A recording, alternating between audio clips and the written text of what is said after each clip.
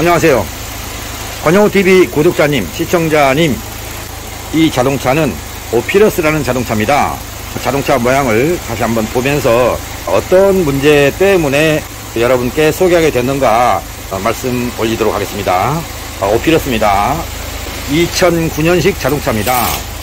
이 자동차는 주행을 할 수가 없을 정도로 성능이 약해진 상태로 입고되었습니다. 오셨으니까 진단을 해봐야 되겠죠. 스캐너를 통해서 진단한 고장 코드의 종류가 도대체 뭐가 있는가.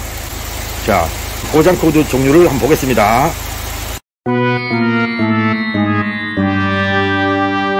여러 가지의 고장 코드를 보면서 어떤 정비를 통해서 이 자동차가 완성되어 가는가를 여러분이 한번 보시면 되겠습니다.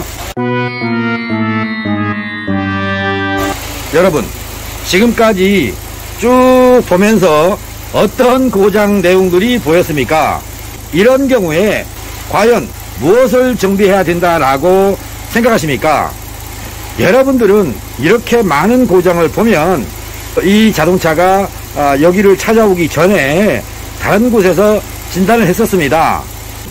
ECU의 문제다, 이렇게 결론이 났습니다.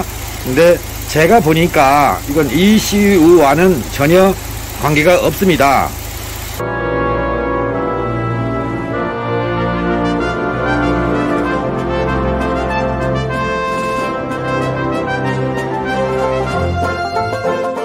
결론적으로 정비를 했는데 맞아 들었습니다. 추측은 아니죠. 스캔 데이터를 보고 고장 코드를 보고 가장 핵심이 되는 고장이 무엇인가를 찾은 것입니다. 여러분, 또다시 말씀드리죠. 자동차가 주행을 못할 정도로 가속 성능이 나빴다, 엔진 컨디션이 나빴다. 그러니까 진단을 해보면 이렇게 방금 보셨던 것처럼 많은 고장이 출력이 됐던 것이고, 이런 고장을 보고 누구나 다 ECU의 문제다라고 판단하기 쉽다는 얘기입니다. 그런데 사실은 ECU가 아닙니다. 그것을 왜 ECU가 다양한 고장을 띄워줬을까? 자기가 제어해놓고도 자기가 혼돈하는 겁니다. 얘도 건드려보고 얘도 건드려보고 이런 식으로 ECU는 여러가지 복합적으로 이것저것 건드려가면서 자동차 출력을 내게 하려고 열심히 노력한 결과 말을 안 듣는다 생각하고 많은 다양한 고장 코드를 발생시켜서 보여줬던 것입니다. 여러분들 자동차에서 보면 5가지, 6가지 정도 나오는 고장은 많습니다. 그런데 이렇게 많이 나오는 고장 코드를 본 적이 있으십니까? 아마 정비를 몇십 년을 하신 분들도 이렇게 많은 고장이 뜬 경우를 보지 못했을 겁니다. 왜? 뭐 때문에? 바로 ECU가 착각한다는 얘기입니다. 뭐 때문에 착각하냐? ECU는요, 들어오는 입력 센서를 통해서 자기가 알고 있는 대로, 즉 프로그래밍 된 대로 순차 제어를 합니다. 얘도 건드려보고 B도 건드리고 C도 건드리고 D도 건드리고 그렇게 하면서 결과적으로 성능이 안 나오니까 ECU는 또다시 다른 걸 건드려보고 그런 식으로 해서 제어를 하는 겁니다. 그래서 결국은 여러분들이 방금 보신 것처럼 수십 가지의 고장 코드를 보시게 된 겁니다. 그러나 원인은 엔진 열에 의해서 문제가 됐고, 두 번째는 오일에 의해서 문제가 됐다는 얘기입니다. 그러면 정비는 어떻게 해야 됩니까? 간단하죠. 냉각수 정비하는 겁니다. 냉각수 정비, 그리고 엔진 오일 내부에 클리닝을 하는 겁니다. 그 다음에 엔진 오일을 이 자동차 스펙에 맞을 만한 점도의 오일로 넣어 드린다, 그렇게 하는 겁니다. 이것이 과연 몇 분 만에 해결될 것이냐? 안 되죠. 클리닝 하는데 몇 시간, 이 냉각수 장청소 하는데 몇 시간, 그리고 또 잔유 제거 하는데 몇 시간, 또 브랜딩유 넣어서 엔진 성능을 좋게 하려니까 오일 교환하는데도 시간 좀 걸리겠죠. 이렇게 이 자동차의 정비 범위는 냉각수, 그리고 윤활장치의 클리닝, 그리고 이 자동차의 스펙에 맞을 만한 오일입니다. 이 자동차가 조립될 당시에 이거 보십시오. 저기 라벨을 통해서 안내하고 있는 게 있습니다. 이 자동차는 CO 가스입니다. 일산화탄소가 1.31로 나옵니다. 그리고 NOx가 0.044 ppm입니다. 그리고 탄화수소 HC는 0.033입니다. 그리고 흡기 측 밸브 간극은 0.2mm고요. 배기 측의 간극은 0.3mm입니다.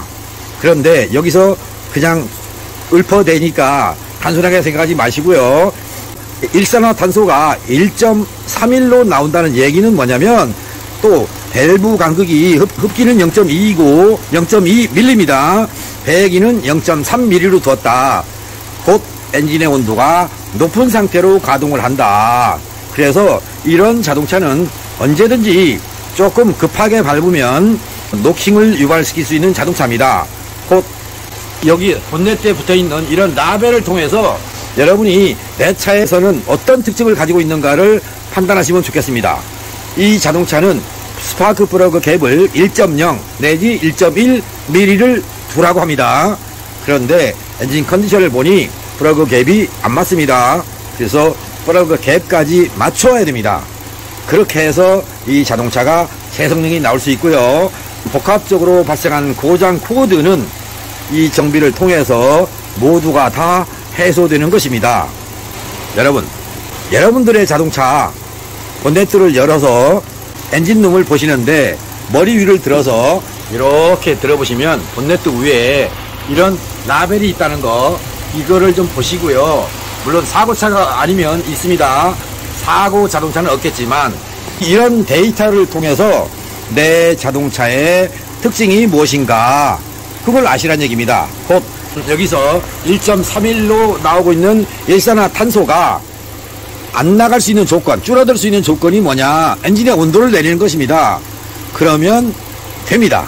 곧 밸브 개폐시기 선도를 통해서 흡입과 압축, 폭발, 배기를 하는 과정에서 정상적인 연소 조건을 만들어주면 일산화탄소도 줄어들고 HC도 줄어들고 질소산화물도 줄어든 겁니다.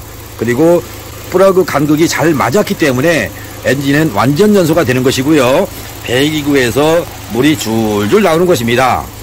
이 오피러스 2565cc인가 아마 그럴 겁니다. 약 2600cc 엔진인데 연비가 나쁘다, 그거 아닙니다. 곧 엔진의 온도가 또는 엔진 오일 첨도가 스파크 플러그 갭이 안 맞으니까 연비가 나빠지는 것입니다. 출력도 없는 것입니다.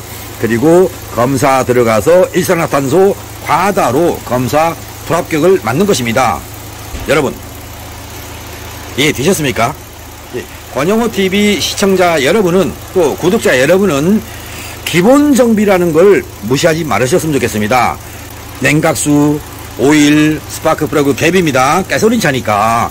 그런데 엔진 오일을 잘 안 갈아줘서 내부가 오염이 많이 되면 내부 클리닝을 하게 된다. 클리닝 비용만 아껴도 돈이 얼마입니까?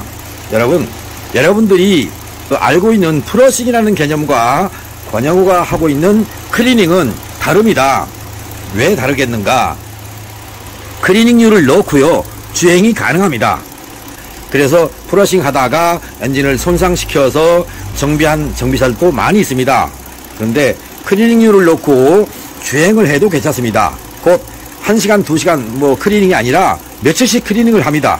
그렇게 해서 내부에 오염된 것을 다 제거를 해줘야만이 정상적인 윤활유로서의 역할을 하도록 만들어지는 것입니다. 곧 환경이 새로운 오일을 넣어서 오토레시가 잘 작동할 수 있도록 흡입과 배기가 잘 될 수 있는 조건을 만들어 주려면 윤활부가 깨끗해야 되고요. 또 새로운 오일을 넣었을 때 그 오일에 잘 적응하는 것입니다.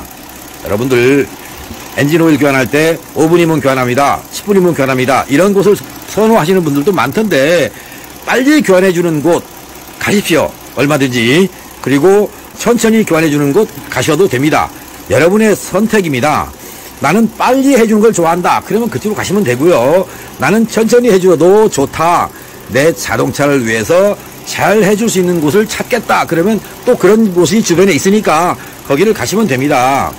가셔서 엔진 오일을 교환해달라고 하시고 잔유 제거를 어떻게 하는가, 어떤 식으로 잔유 제거를 해서 오일을 바꿔주는가, 그냥 드레인 코크만 열고 오일을 넣어주는지, 아니면 또 다른 방법으로 오일 코크 쪽에서 계속 나와서 안 나올 때까지 불어내기를 했다가 오일을 교환해 주는지 한 번 정도는 확인해 보시고, 엔진 오일 하나 교환하는데도 이렇게 시간적인 차이가 있는 이유가 무엇인가를 알고 주변에 업소를 가셔서 정비 의뢰를 해 보시기 바랍니다. 또한 냉각수는 좀 봐주십시오. 예, 그냥 50대 50이면 됩니다. 아직도 많이 정비사들 입에서 나오고 있는데 저한테 오시는 거 저 환영하지 않습니다. 주변에서 그냥 정비하시고요. 거기서 정비를 했음에도 불구하고 정상적인 엔진의 성능이 안 나온다면 그때 저를 찾아주시면 되겠습니다. 그리고 못 오실 상황이면 문의를 주시면 소개를 해드려서 가셔서 정비할 수 있도록 도와드릴 수도 있습니다. 그런데 증상에 따라서 거기에 가야 할 자동차도 있고 가서는 안 될 자동차도 있다는 것을 말씀드리고요.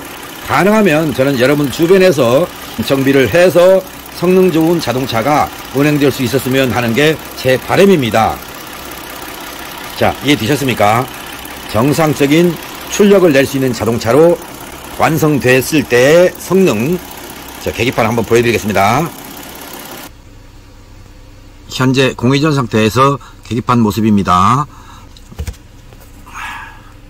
자, 현재 정상적인 지금 공회전 상태입니다. 이 상태에서 계기판을 보시고 계십니다. 자, 계기판의 총 주행거리가 보입니까? 주행거리가 얼마냐면 30만 6,832km입니다. 2009년식 오피러스입니다. 배기구의 모습을 한번 보여드릴까요? 지금 시동 걸어서 좌측에 있는 배기구에서 배기가스가 나오는 모습입니다. 연기가 나는지 안 나는지 모르시겠죠? 근데 잠깐 렌즈를 뿌옇게 한다는 얘기는 시동이 걸려있다는 얘기입니다.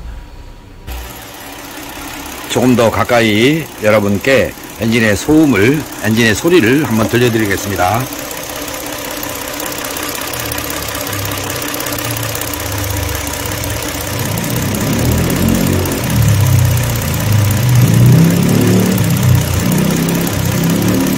지나가는 오토바이 소리 때문에 엔진 소리가 묻혀버립니다. 마음에 드십니까? 이 자동차가 조금 더 기다려서 나빴던 성능이 좋아지면 이 자동차도 연비가 12km 이상, 15km는 나오지 않을까, 이렇게 상상해 봅니다. 공회전 상태 RPM 메타 보시죠. 왼쪽에 있는 거. 자, 어떻습니까? 안정된 모습 보입니까? 지금까지 시청해주신 권영호TV 구독자님, 시청자님, 오늘 또다시 여러분께 소개해드린 오피러스 자동차를 통해서 기본 정비의 중요성을 다시 한번 일깨우셨으면 좋겠습니다. 날씨가 추워집니다. 이번 일요일 갑자기 한파가 몰려온답니다. 여러분들 자동차 겨울을 위해서 미리 예방점검 하시고요. 또 여러분들 스스로도 건강관리 잘 하셔서 안전하고 든든하고 따뜻한 겨울을 날 수 있는 10월이 되었으면 좋겠습니다. 지금까지 시청해주신 여러분께 감사함을 전하면서 다른 영상으로 찾아뵙도록 하겠습니다. 고맙습니다. 물러갑니다.